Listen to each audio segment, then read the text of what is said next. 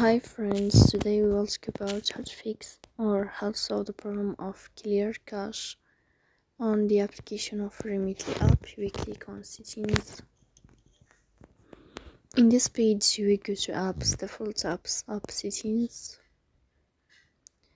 In this list you will go down until you find this window of Remitly app and you will, sorry, not here. You will go to Remitly app. Then in this page of app info you will click on first stop and you will click OK. Here you will click on storage,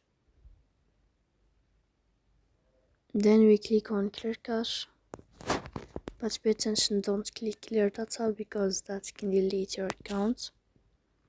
Then you can go to Play Store and you can update your app, so please don't forget to support us by like and subscribe. See you next time.